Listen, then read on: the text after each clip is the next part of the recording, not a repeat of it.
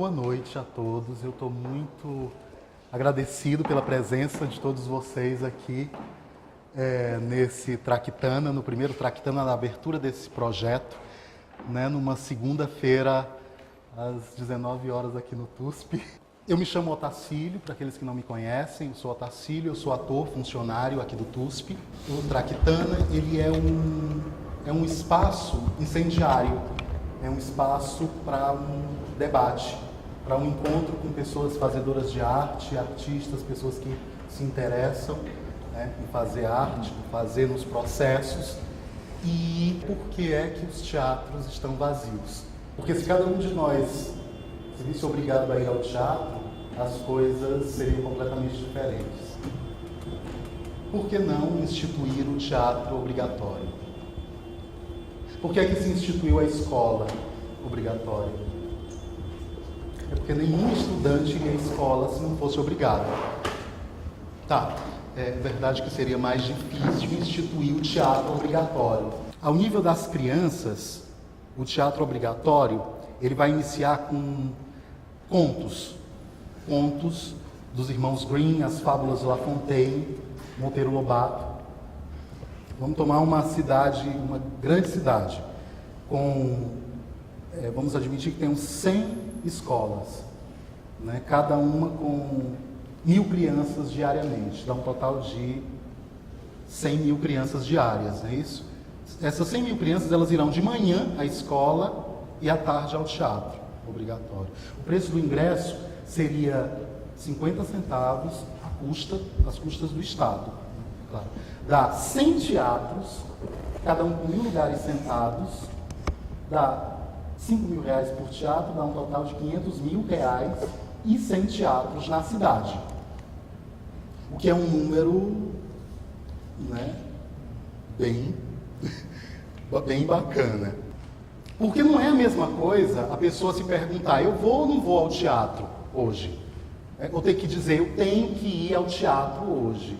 Você vai terá que assistir o Galpão e outras coisas quaisquer, Cause-lhe o teatro horror, o Galpão horror, ou não. Você terá que ir 365 vezes por ano ao teatro.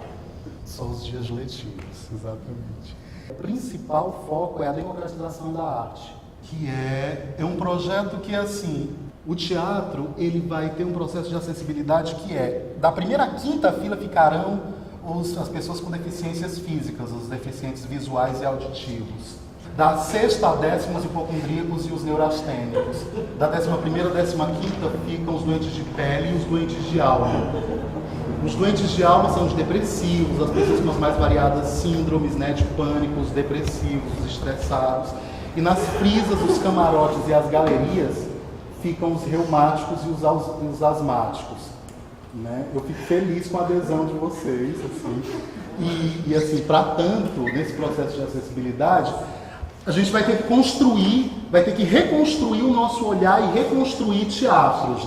Para tanto, serão necessários que sejam construídos para 2.000 pessoas, descontando os recém-nascidos, as pessoas as crianças menores de 2 anos de idade e os velhos entrevados. Nós levaremos cerca de 2 milhões de pessoas ao teatro.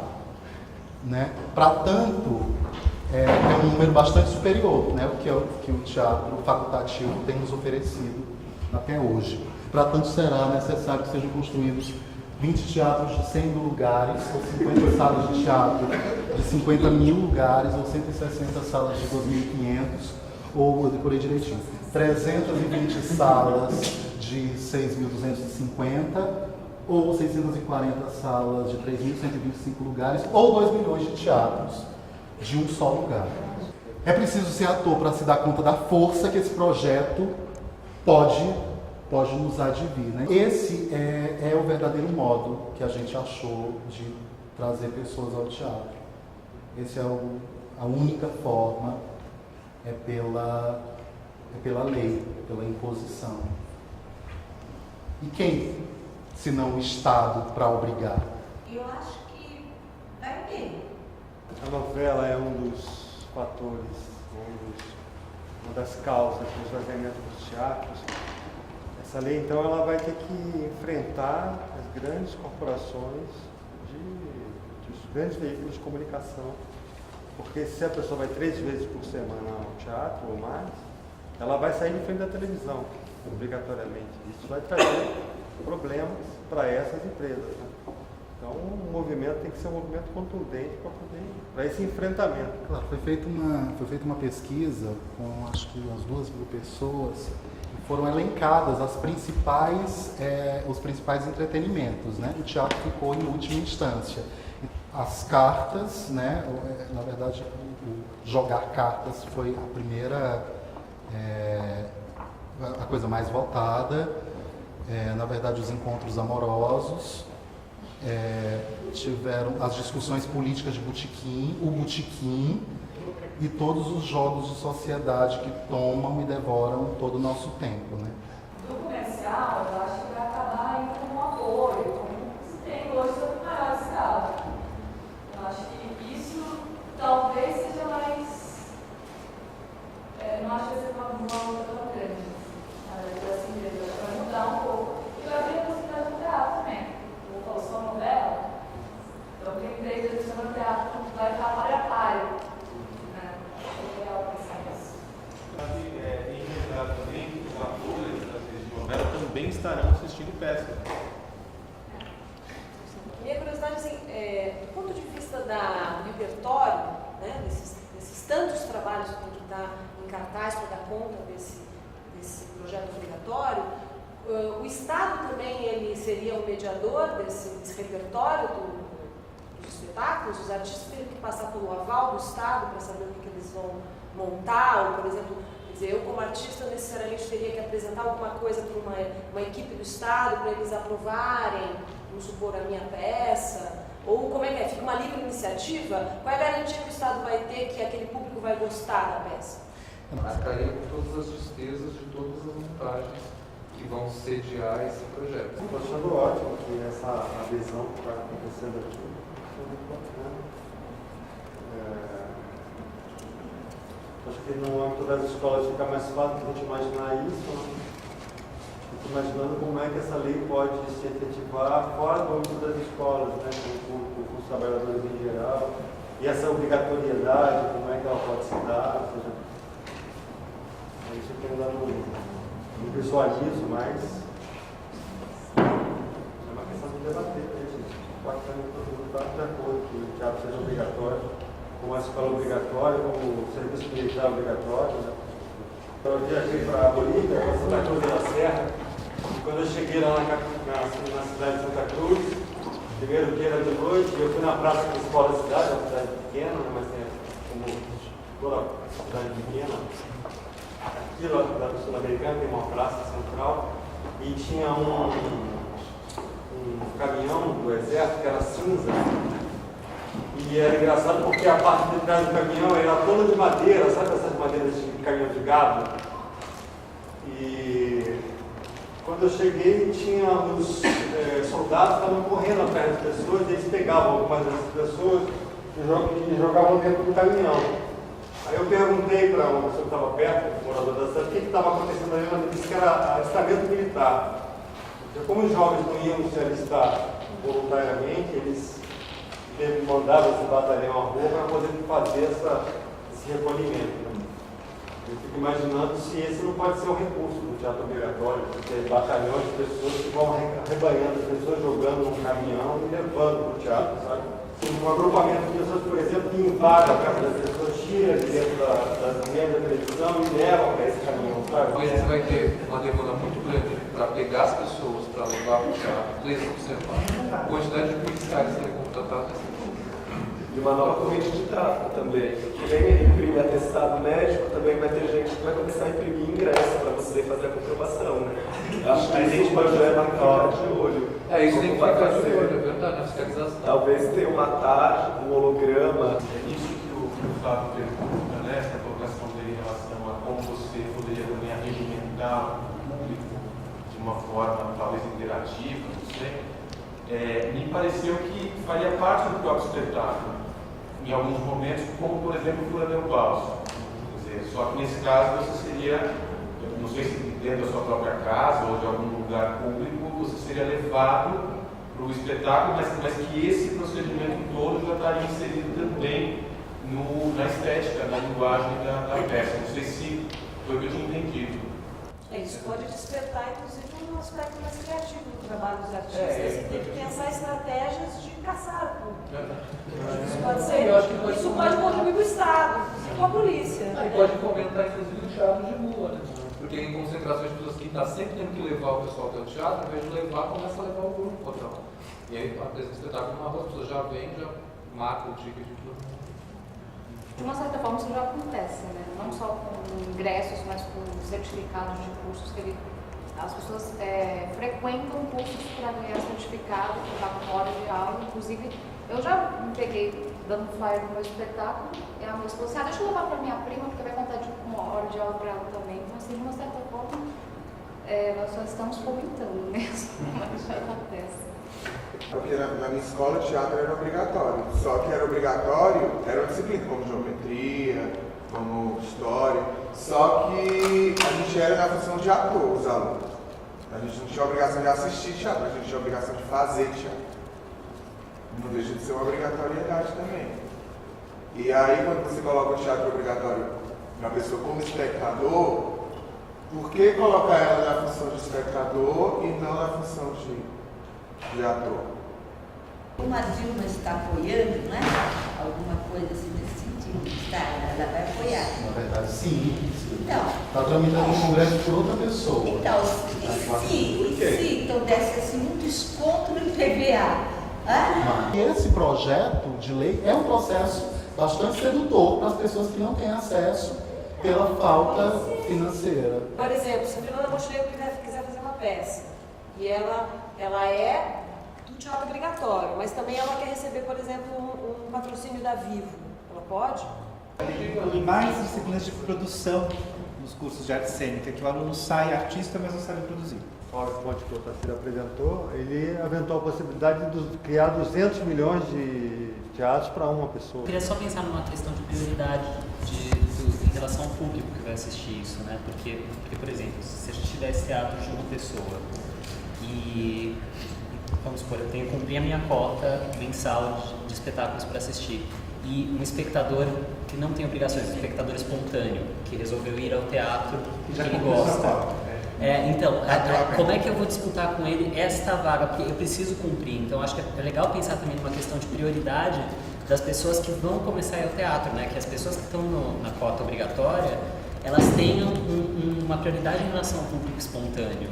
Eu acho que o projeto tem que buscar parcerias com os consultórios psicológicos, especialmente psiquiátricos, né? Especialmente para os atores. Os professores universitários. Professores universitários, eu acho que eles nem precisam ser obrigados. Porque todos vão ao teatro. Né? Não, porque eles não estão aí, né? Eu acho que eles não precisam ser obrigados, eles poderiam estar aí. Porque eles não iriam por obrigação, eles vão por prazer, todos vão.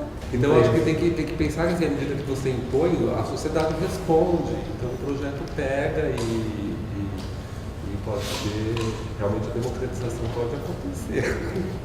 Eu acho que seria importante, uma sugestão minha para esse projeto de lei, é que houvesse um conselho, um colegiado de professores universitários, de pessoas do teatro, diretores, atores de prestígio, que discutissem um repertório básico de formação. Assim, o que é estrutural? Eu acho que poderia, assim, por exemplo, começar necessariamente a pessoa tem que assistir as tais peças do Shakespeare. Depois ela tem que passar para determinado autor. Ela pode começar, por exemplo, na Grécia. Aí ela assiste determinadas peças gregas.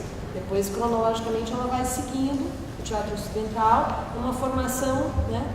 Talvez discutindo, claro, com um colegiado, para chegar no melhor termo, para que ela tenha uma formação assim,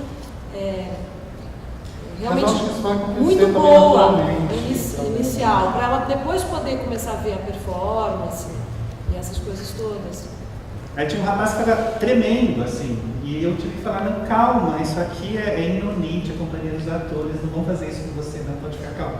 Então acho que esse tipo de abordagem, esse tipo de teatro também tinha que ser evitado, porque nós já estamos pensando que é para despertar o gosto pelo teatro, não fazer esse tipo de coisa que amedronta as pessoas. Constrangimento. Constrange, que Acaba fazendo um desserviço. Um desserviço inútil, um tipo de participação que funcionava há mais de 50 anos e que agora é só para ridicularizar.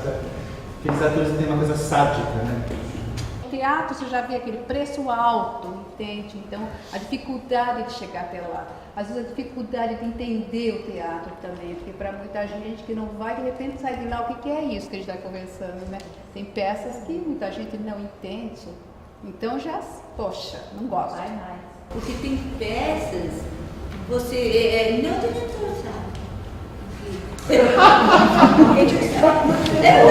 fala, não gosto de teatro, mas às vezes nem vão assistir uma peça e fala, não gosto, vou lá, vou dormir.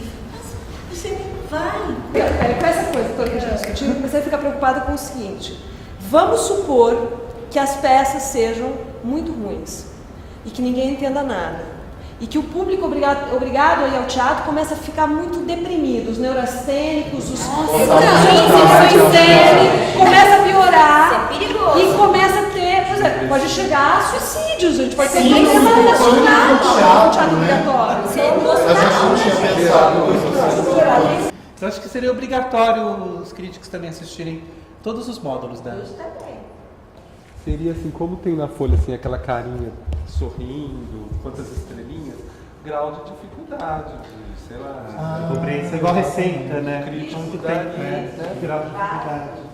Desses espetáculos que tem uma duração maior, né? O caso do Idiota, ou das peças do Oficina.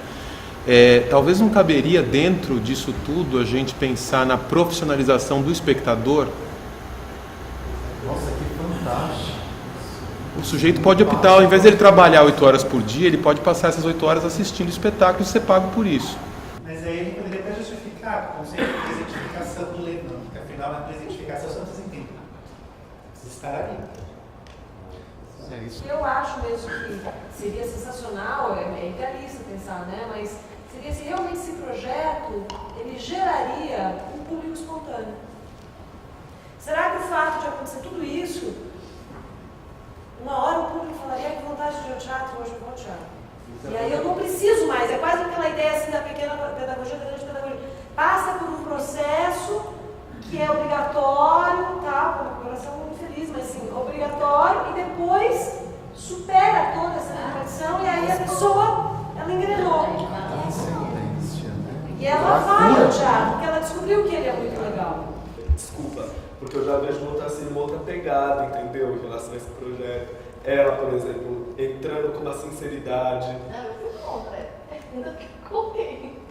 E eu acho que a gente podia tirar uma comissão daqui, porque eu acho que tem essa diferente posicionamento em relação, mesmo tendo aceitação. Na minha opinião, uma outra solução seria o extremo oposto. Tornar o teatro completamente proibido e, a partir disso, tentar gerar uma atitude subversiva até das pessoas que transformasse o fato de ir ao teatro em algo com mais significado. Não querem ir, não podem não querer ir, vai ser você obrigado. Como é que falou, até a questão de você arrancado de casa. Como eu falei, a questão de que as crianças na escola elas odeiam a educação física, entendeu? É diferente de você ter acesso a um esporte que você escolhe para você ir na escola. Qual que você quer como aluno? E outra é você ser obrigado a fazer aquelas aulas chatérrimas que nunca se renovam na escola e você tem que fazer. Então as pessoas pedem atestado, não fazem. O serviço militar, muitos pedem dispensa. Então acho que a questão é essa, a palavra obrigatório, como o Lucas também falou. Dentro do contexto da escola, que fosse uma disciplina, que as crianças pudessem participar, tivessem acesso. Dar acesso é diferente de você obrigar, né? É bem diferente. Mesmo a questão dela se interessar pela professora de matemática, de seduzir, apesar de seduzir, porque você obrigatoriamente estava na sala dela. Você não optaria ir lá ver a aula dela. Então, essa é a questão. Mas quando você colocou a questão se colocar obrigatório e depois tirar obrigatório, como é que fica, né? Porque, por exemplo, eu fui obrigado a estudar biologia, física, e a partir do momento que passou a não ser mais obrigatório para mim, eu não chego nem perto de um livro de química, física e biologia. Como é que seria se voltasse o teatro obrigatório e depois tirasse isso? Como é que a pessoa também iria voltar ao teatro? Mas sempre chegar perto. Então, foi feita uma pesquisa em Curitiba, eu sou de Curitiba, há uns anos atrás, pesquisa mesmo, né? Assim, foi constatado que eram sempre as 10 mil pessoas, sempre as mesmas 10 mil pessoas, 10 mil gente. Curitiba tem 1,5 milhão de habitantes, é pequena, bastante pequena, mas falando de 10 mil pessoas, perto de 1,5 milhão de habitantes. Sempre as 10 mil pessoas que assistiam às peças de teatro dos festivais de Curitiba, do Festival de Teatro de Curitiba, iam aos cinemas, iam às exposições. Foi feita uma pesquisa para fazer esse levantamento. Né? Fiquei eu imaginando que talvez isso não fosse muito diferente aqui, só em termos proporcionais. Né? Por isso que a gente sempre vai no Unibanco e encontra as mesmas pessoas. A gente vai no teatro e encontra as mesmas pessoas. Né? E muito dificilmente a gente encontra alguém da cidade de Tiradentes, ou, né? Tem um texto do Robert Schwartz, clássico, que ele, anos 60, Cultura e Política, que ele fala da efervescência cultural na cidade de São Paulo dos anos 60, né? Oficina, arena, Tucana, etc. E ele falava o seguinte, que na verdade era tanta efervescência para 4 mil pessoas. Ou seja, que eram sempre as mesmas 4 mil pessoas que frequentavam o cinema, o teatro, as exposições. Então, talvez a obrigatoriedade, né, do teatro amplie esse número. Né? O dever do Estado é um direito do cidadão ir ao teatro, né? Ter acesso a isso. Estou achando interessante isso aqui, que está me parecendo um debate pelo avesso. Né? Um debate pelo avesso. Uma ideia também seria, por exemplo, pegar uma escola de samba e fazer o enredo Teatro Universal. Né? Eu acho que vai. Abre alas na Grécia. Isso é ótimo.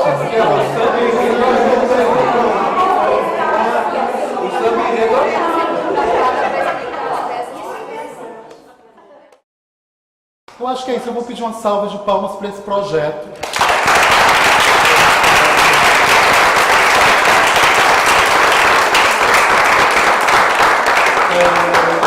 Eu gostaria de agradecer, finalizar esse trabalho, dizer que para mim foi muito bacana essa experiência.